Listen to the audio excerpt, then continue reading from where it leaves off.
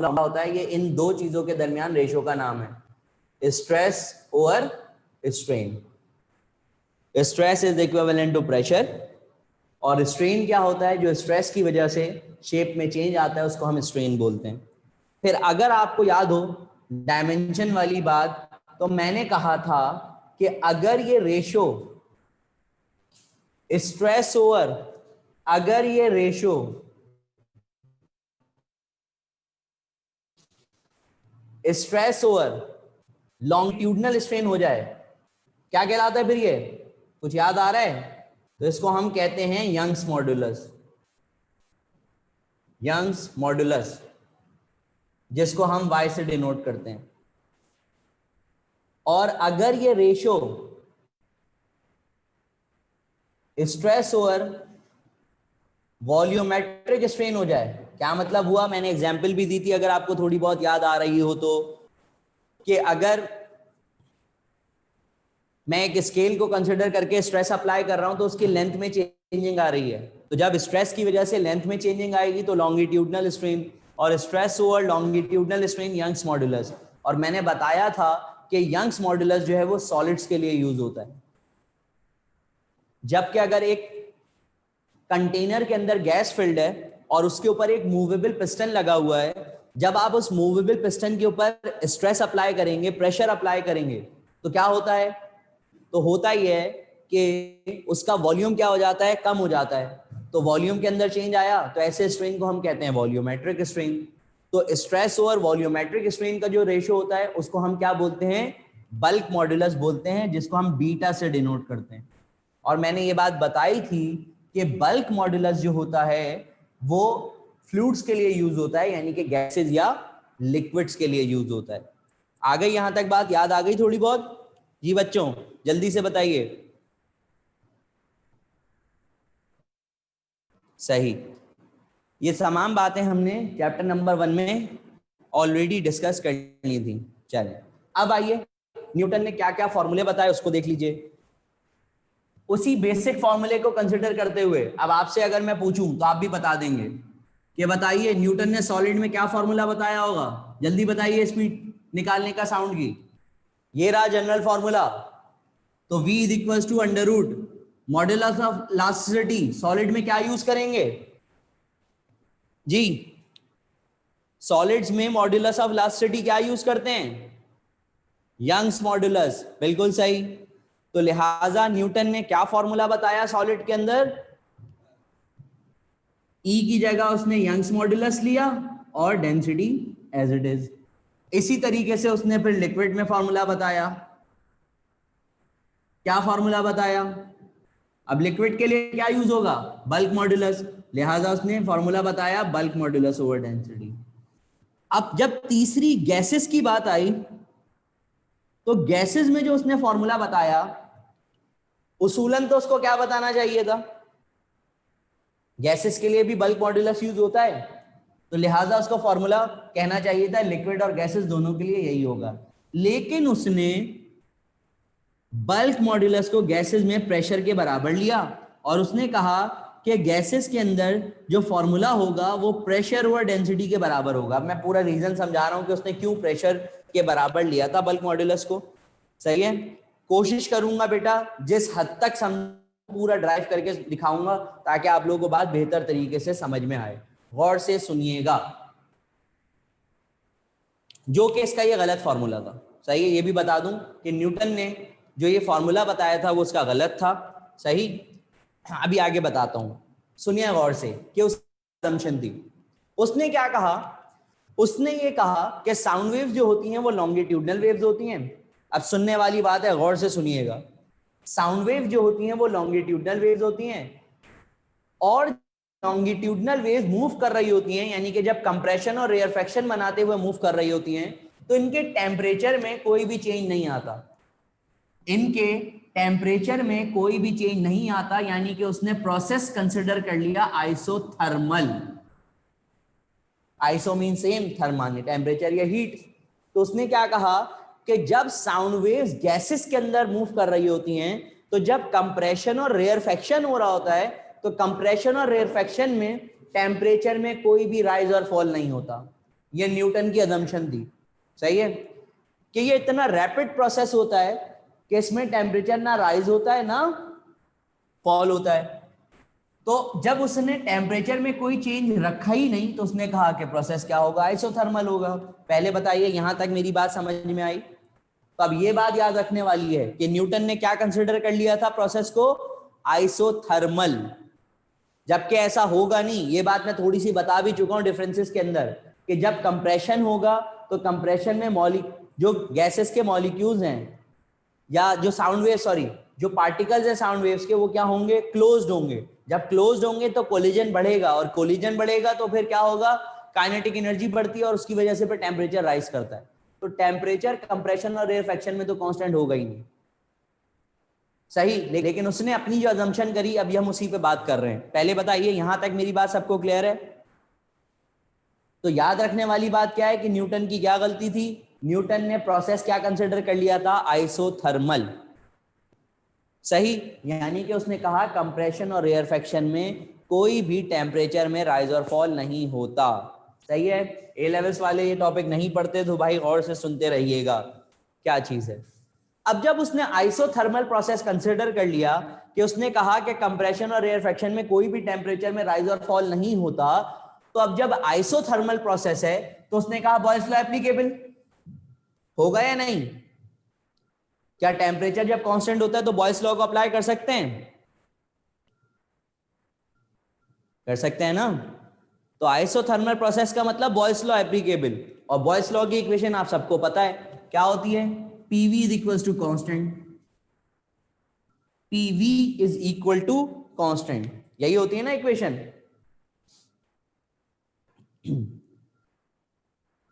पूरी डेरिवेशन समझनी है तो समझाऊं,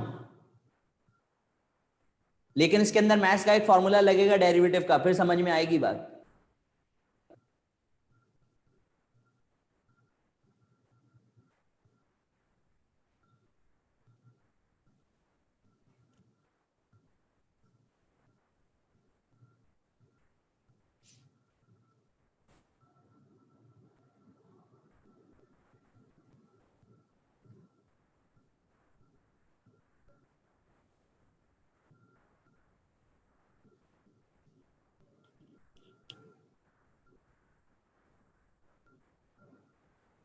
आसान करके समझा दें, आसान करके समझाने का मतलब, तो इतनी जो एक्सप्लेनेशन दी है ये तो बात क्लियर है यहाँ तक कि उसने आइसोथर्मल प्रोसेस कंसिडर किया, और आइसोथर्मल प्रोसेस कंसिडर करने का मतलब हो गया बॉयल्स लॉ एप्लीकेबल।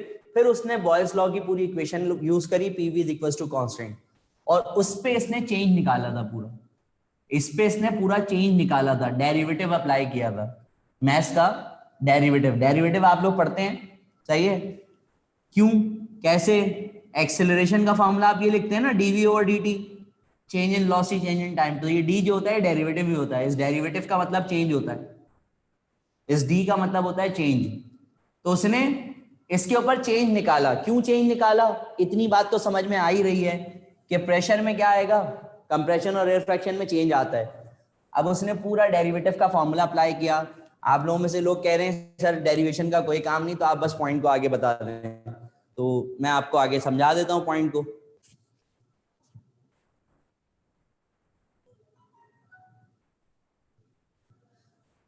सही, तो डेरिवेशन का कोई काम नहीं तो मैं आपको समझा देता हूं सिर्फ, अगर डेरिवेशन कहेंगे तो मैं बता देता हूं, सही है। चलें समझ लें, जितना भी समझ में आए मैं समझा देता हूं, थोड़ा सा आप लोगों को एक कॉन्सेप्ट बनेगा कि क्यों उसने बल्क मॉडुलस को प्रेशर के बराबर लिया था। थोड़ी सी मुश्किल है, गौर से सुनिएगा। उसने बोथ साइड चेंज अप्लाई किया, थोड़ा सा मुश्किल है लेकिन सुन लीजिएगा, कभी कभार कुछ एक्स्ट्रा चीजें पढ़ लेनी चाहिए समझने के लिहाज से। हो सकता है कि कुछ को ये टॉपिक मुश्किल लगता हो, फर्स्ट ईयर में उसने ना पढ़ा हो अगर ढंग से, तो थोड़ा सा भी हमारे पास टाइम है तो हम कर लेते हैं। सुने गौर से, इसने चेंज अप्लाई किया बोथ साइड, डेरिवेटिव, मैथ्स में डेरिवेटिव का मतलब होता है change, both side change apply किया। मैथ्स का फॉर्मूला है कि अगर दो वैल्यूज एक साथ आ जाएं, एक को यू सपोज करते हैं एक को वी, इस पे एक फॉर्मूला लगता है, क्या? ये फॉर्मूला होता है v as it is change in u plus u as it is change in v, ये फॉर्मूला होता है। तो पहली वैल्यू u है, दूसरी वैल्यू v है। गौर से देखिएगा, मैंने फॉर्मूला लिख दिया, देखें याद नहीं करना, लेकिन जिस हद तक समझ में आ सकता है उस हद तक समझें, बात समझ में आएगी। ये u है, ये v है, ये फॉर्मूला होता है चेंज का। तो v as it is, v as it is, change in u, change in p, u p के बराबर है, प्लस u का मतलब p, change in v, change in v का मतलब dv। कांस्टेंट में जब आप चेंज निकालते हैं तो जीरो होता है, क्योंकि कांस्टेंट में कोई भी चेंज तो आएगा ही नहीं, तो लिहाजा जब चेंज का मतलब माइनस करवाएंगे तो कांस्टेंट वैल्यू आपस में सेम होगी, माइनस होने के बाद जीरो हो जाता है। आगे सुनिएगा गौर से, तो बात क्लियर होगी कि उसने बल्क मॉडुलस को क्यों लिया था प्रेशर के बराबर। गौर से देखिए, इस चीज को मैं इधर से इधर ला रहा हूं, तो ये P dV as it is, ये वैल्यू इधर आ गई, माइनस का V dP हो गया। फिर इस dV को मैं नीचे ले आकर डिवाइड करवा रहा हूं, तो ये माइनस का V as it is, dP as it is, और ये dV नीचे आकर डिवाइड। गौर से देखिएगा, इस dP को मैंने चेंज इन प्रेशर को ऊपर रखा, इस V को मैं नीचे लाकर डिवाइड करा सकता हूं, इस V को मैं नीचे लाकर डिवाइड करवा सकता हूं। तो अगर मैं इस माइनस साइन को यहां भी लिख दूं तो ये dV ऊपर मौजूद है, ये V नीचे आकर डिवाइड हो गया। आप इसको पलटाएंगे, ऊपर लेकर जाएंगे, दोबारा ये एक्सप्रेशन बन जाएगी, दोनों में कोई चेंजिंग नहीं। अब समझ में आया उसने क्यों लिया था प्रेशर के बराबर बल्क मॉडुलस को, क्यों लिया था? बन गया ना बल्क मॉडुलस का फॉर्मूला। dP का मतलब क्या है? Change in pressure. क्या चेंज इन प्रेशर को मैं, क्या चेंज इन प्रेशर को मैं स्ट्रेस नहीं कहूंगा? कहूंगा ना। Change in volume per unit original volume, क्या ये वॉल्यूमेट्रिक स्ट्रेन नहीं होता? तो आ गया ना स्ट्रेस ओवर वॉल्यूमेट्रिक स्ट्रेन। ये माइनस साइन ये शो कर रही है कि जब प्रेशर बढ़ता है तो वॉल्यूम क्या होता है? कम। तो माइनस साइन ये डिनोट कर रही है कि प्रेशर कम हो जाता है। तो बन गया ना स्ट्रेस ओवर वॉल्यूमेट्रिक स्ट्रेन। और स्ट्रेस ओवर वॉल्यूमेट्रिक स्ट्रेन को आप क्या कहते हैं? Bulk modulus. तो ये वजह थी कि न्यूटन ने बल्क मॉडुलस को प्रेशर के बराबर लिया था। कुछ थोड़ा बहुत भी समझ में आया?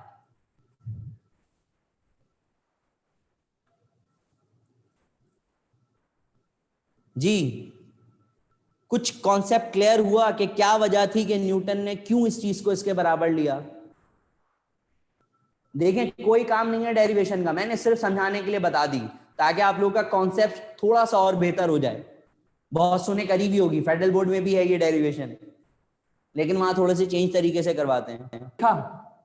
वॉल्यूम पलट कर ऊपर चला गया, तो ये हो गया PV ओवर M, और PV is equal to NRT, आप सबको पता है NRT, और ये M। तो यहाँ पे उसने मॉलिक्यूलर मास ऑफ एयर को पुट किया, नंबर ऑफ मोल 1 पुट किए, R की वैल्यू 8.314 सबको याद होगी, टेम्परेचर 0 डिग्री सेल्सियस का मतलब 273, और जब इसको सॉल्व करके उसने वैल्यू निकाली तो कुछ बुक के अंदर लिखा हुआ है 281, कुछ के अंदर लिखा हुआ मिलेगा 280 मीटर पर सेकंड वैल्यू मिली। किस पर? एट 0 डिग्री सेल्सियस पर, एट 0 डिग्री सेल्सियस पर। ये वैल्यू जो थी वो गलत थी। इस वैल्यू के अंदर 16% का एरर मौजूद था। न्यूटन ने जो अपने फॉर्मूले से स्पीड ऑफ साउंड की वैल्यू 0 डिग्री सेल्सियस पे निकाली, किस तरह निकाली उसको भी मैंने थोड़ा सा और एक्सप्लेन कर दिया आपको, कि डेंसिटी को उसने मास ओवर वॉल्यूम रखा, वॉल्यूम पलट कर ऊपर multiply, PV is equal to NRT, ये सारी वैल्यूज को उसने पुट किया। 0 डिग्री सेल्सियस का मतलब 273 kelvin, molecular mass of air 0.028, nitrogen oxygen सबका मिला मिलू की जो वैल्यू मिलती है एयर की, उसको उसने पूरा पुट किया, तो आंसर उसको मिला। कुछ बुक्स में 281 लिखा हुआ है राउंड ऑफ करके, और कुछ में 280 भी मिलेगा मीटर पर सेकंड 0 डिग्री सेल्सियस पे, जो कि एक्चुअल वैल्यू से कम थी, क्योंकि एक्चुअल वैल्यू क्या है 0 डिग्री सेल्सियस पे 332 मीटर पर सेकंड। तो न्यूटन की इस वैल्यू के अंदर कितने परसेंट का एरर मौजूद था? 16% का एरर मौजूद था। अब सुने जो बातें इसके अंदर से आपको याद रखनी है, कितने परसेंट का एरर मौजूद था इसको याद रखना है। न्यूटन ने जो वैल्यू निकाली थी वो अप्रॉक्स क्या निकली थी इसको याद रखना है। न्यूटन ने क्या फॉर्मूला बताया तुम्हें, इस चीज को जहन में रखना है। डेरिवेशन का कोई काम नहीं, और ये जहन में रखना है कि न्यूटन की गलती क्या थी कि उसने आइसोथर्मल प्रोसेस कंसिडर करा था, कि कंप्रेशन और रेयरफेक्शन में कोई भी टेम्परेचर में राइज और फॉल नहीं होता। यहां तक अगर मेरी बात समझ में आ गई हो तो जल्दी से बताइए डन का मैसेज करके।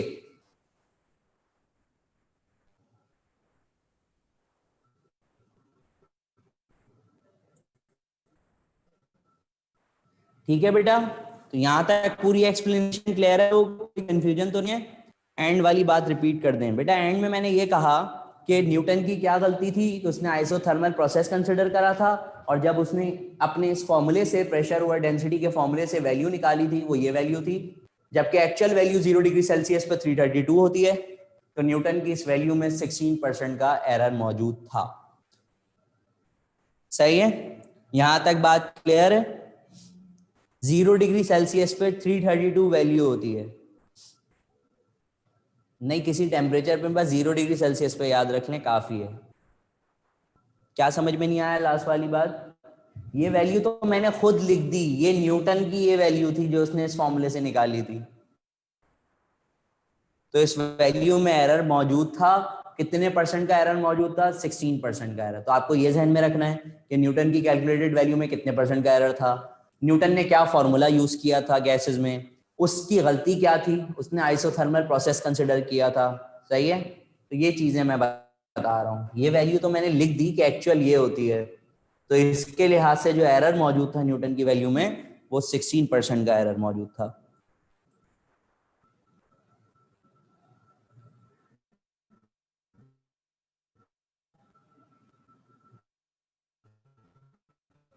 जी, ये लैप्लास ने फिर मैंने इससे बनाया है। प्रेशर डेंसिटी का फॉर्मूला मास ओवर वॉल्यूम होता है। वॉल्यूम पलट कर ऊपर चला गया तो PV is equal to NRT, रटी रटाई आपके पास है पूरी डेरिवेशन। ये PV is equal to general gas equation NRT. तो यहाँ सारी वैल्यूज को उसने पुट किया था। Number of moles 1, R 8.314, temperature 273 kelvin, molecular mass of air 0.028 AMU, सब वैल्यूज को जब उसने पुट किया तो उसके बाद ये वैल्यू निकली थी। ये बता रहा हूं मैं। क्लियर है अब? क्लियर है अब? बेटा डेरिवेशन का कोई काम नहीं, मैंने सिर्फ समझाने के लिए आपको बताई। उसने जब चेंज अप्लाई किया इसके ऊपर, तो जब दो वैल्यूज मल्टीप्लाई हो रही होती हैं तो चेंज का ये फॉर्मूला होता है। एक v है एक u है, तो v as it is change in u dp, plus u as it is यानी कि p as it is change in v। फिर इसको मैं इधर लेकर आया हूं, इसको मैं नीचे डिवाइड में लाया हूं, इस v को मैं नीचे ले गया, तो चेंज इन प्रेशर स्ट्रेस के बराबर, change in volume per unit original volume volumetric strain के बराबर, और stress over volumetric strain bulk modulus. तो ये वजह थी कि उसने बल्क मॉड्यूलस को प्रेशर के बराबर लिया था। ठीक है, अब कुछ क्लियर हुआ? जी बेटा, बुकलेट सॉल्व करवा दूंगा मैं, बाद में करवाऊंगा, चीजें खत्म हो जाए बुकलेट करवाऊंगा।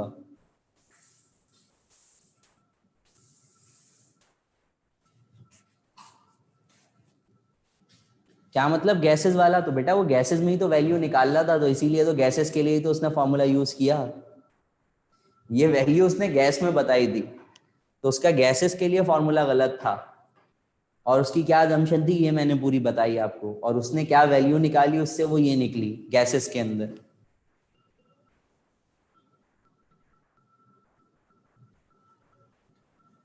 यहां तक क्लियर है? यहां तक क्लियर है? ये बताइए पहले।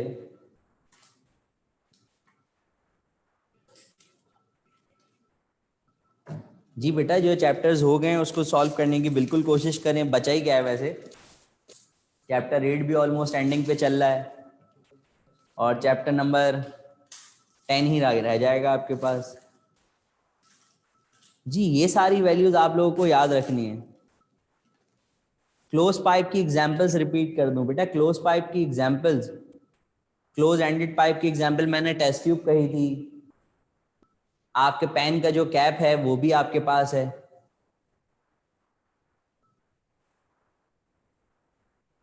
सही है, चैप्टर नंबर 5 की मुझे टेंशन नहीं है उसकी, आप लोग परेशान ना हो।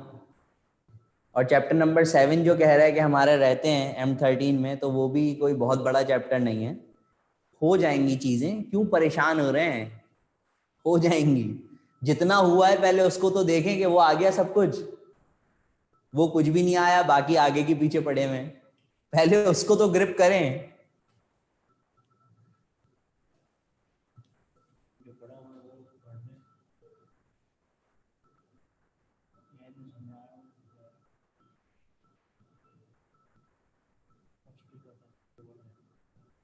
है तो बुक की तो मैंने सारी आपको लाइंस बता दी हैं, आप उसको भी अगर ढंग से पढ़ लें तो काफी है।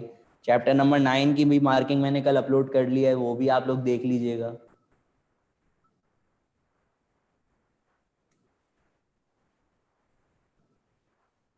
चैप्टर 3 मुश्किल बना हुआ है बुकलेट के अंदर, चैप्टर 3 भी और चैप्टर 4 के भी थोड़े सवाल जो है मुश्किल हैं। नहीं बेटा, अभी तक कोई डेट नहीं आई है एनटीएस की। ठीक, फिलहाल मैं अभी यहां पर एंड कर रहा हूं इस बात को।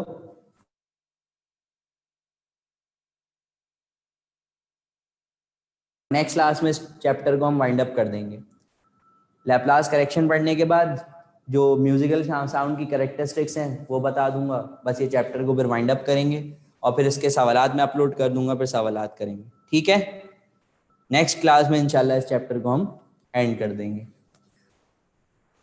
ओवरटोन मुझसे कोई पूछ रहा था, तो बेटा ओवरटोन मैंने कल भी बताया था कि ओवरटोन जो हम कहते हैं वो ओवरटोन हम कहते हैं मल्टीपल ऑफ फंडामेंटल फ्रीक्वेंसी।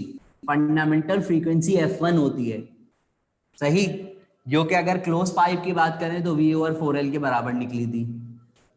अब जब हम F3 का फॉर्मूला बना रहे हैं तो वो 3F1 बना, F1 के बाद डायरेक्ट F3 बना, डायरेक्ट F3 बना। तो F1 क्या है? Fundamental frequency.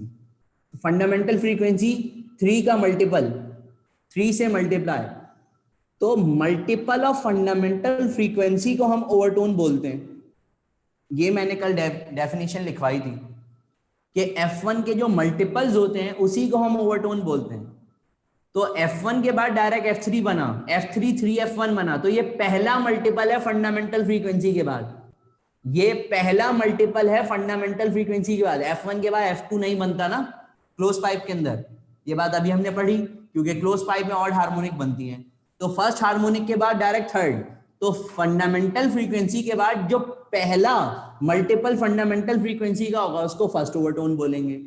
जो अगला मल्टीपल होगा, जैसे कि F3 के बाद अगला मल्टीपल क्या होगा? F5, जिसको 5F1 बोलेंगे। तो ये सेकंड मल्टीपल हुआ फंडामेंटल फ्रीक्वेंसी का, इसलिए हम इसको सेकंड ओवरटोन बोलते हैं। ये फर्स्ट ओवरटोन, ये सेकंड ओवरटोन।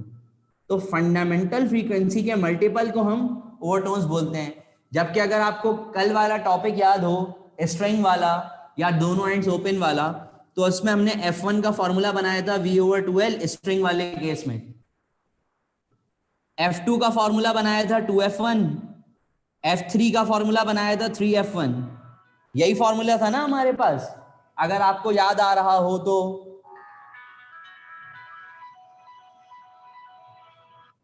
यही फॉर्मूला हमने बनाया था। तो ये फंडामेंटल फ्रीक्वेंसी F1 के बाद F2 बना, वो क्या है? 2F1, तो ये पहला मल्टीपल, तो इसको हमने फर्स्ट ओवरटोन बोला था। ये दूसरा मल्टीपल, इसलिए हमने इसको सेकंड ओवरटोन बोला था। इसी तरह F4 थर्ड ओवरटोन। तो overtones basically multiple of fundamental frequency इसको बोलते हैं।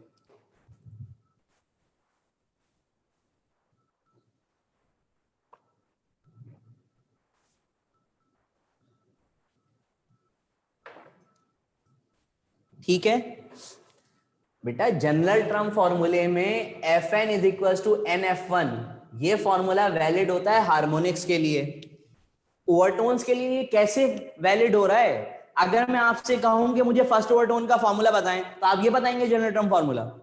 तो फर्स्ट ओवरटोन का मतलब n की वैल्यू 1, तो जरा पुट करें F1 is equal to 1F1। तो F1 तो होती ही नहीं है ओवरटोन, फर्स्ट ओवरटोन तो आपका F2 है अगर स्ट्रिंग दोनों एंड से फिक्स्ड है। तो ये फॉर्मूला वैलिड थोड़ी है ओवरटोन्स के लिए, ये हार्मोनिक्स के लिए वैलिड है। ओवरटोन सेकंड से शुरू हो रही है या थर्ड से शुरू हो रही है, तो उसको आप n कैसे ले सकते हैं? अगर फर्स्ट ओवरटोन की बात करूं तो n की वैल्यू 1 लेंगे आप, तो क्या वैलिड हो रहा है फॉर्मूला? नहीं हो रहा, हार्मोनिक्स पे वैलिड हो रहा है ये। सेकंड हार्मोनिक का मतलब F2 2F1, थर्ड हार्मोनिक का मतलब F3 3F1। लेकिन अगर मैं फर्स्ट ओवरटोन की बात करूं, सेकंड हार्मोनिक की बात करूं, उसकी बात कर रहा हूं मैं, जब स्ट्रिंग दोनों एंड से फिक्स है, तो ये फॉर्मूला वैलिड नहीं हो रहा। हमने पढ़ा था फॉर्मूला वैलिड होगा n+1 से। क्यों? अब देखें, अगर मैं कहूं मुझे फर्स्ट ओवरटोन बताइए, तो n की वैल्यू फर्स्ट ओवरटोन के लिए 1, 1 + 1 2, तो 2F1 बन गया ना फॉर्मूला फर्स्ट ओवरटोन का। सेकंड ओवरटोन के लिए n की वैल्यू 2, 2 + 1 3, तो बन गया ना 3F1 सेकंड ओवरटोन। तो ओवरटोन्स के लिहाज से आपके पास चेंज होगा जनरल टर्म, और हार्मोनिक्स के लिहाज से चेंज होता है।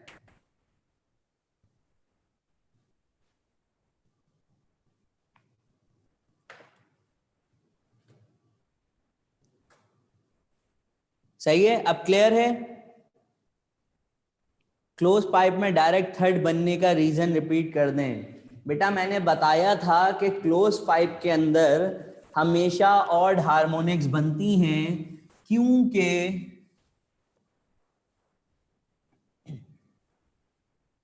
नंबर ऑफ नोट्स और एंटी नोट बराबर होते हैं। मैंने उसका रीजन दिया था कि ये फर्स्ट हार्मोनिक बन रही थी, हाफ पे फर्स्ट हार्मोनिक, एक और हाफ मिलाएं, ये एक और हाफ मिल गया, तो अब बन जानी चाहिए क्या? Second harmonic. तो जब एक और हाफ मिल रहा है तो ओपन एंड पे नोड आ रहा है, ओपन एंड पे कभी भी नोड नहीं बनता, लिहाजा एक और हाफ मिलता है। तो अब जब एक और हाफ मिलेगा तो टोटल कितने हाफ बने? Half half half, 3 half. तो एक हाफ पे फर्स्ट हार्मोनिक, तो 3 हाफ पे क्या होगी? Third harmonic. और यहां पर अब आप देखें तो नोड और एंटी नोड क्या हो गए? बराबर। इसलिए फर्स्ट के बाद डायरेक्ट थर्ड हार्मोनिक और थर्ड के बाद फिर डायरेक्ट फिफ्थ हार्मोनिक बनती है। ठीक है, यहां पे क्लास को एंड करते हैं। इंशाल्लाह नेक्स्ट क्लास में फिर हम इस चैप्टर को वाइंड अप करेंगे। न्यू लैप्लास करेक्शन को समझने के साथ कोशिश पूरी करूंगा नेक्स्ट क्लास में चैप्टर को वाइंड अप कर दूं। जी बेटा 332 एयर के अंदर 332 मीटर पर सेकेंड 0 डिग्री सेल्सियस पे होती है। ठीक, थैंक यू, अल्लाह हाफिज।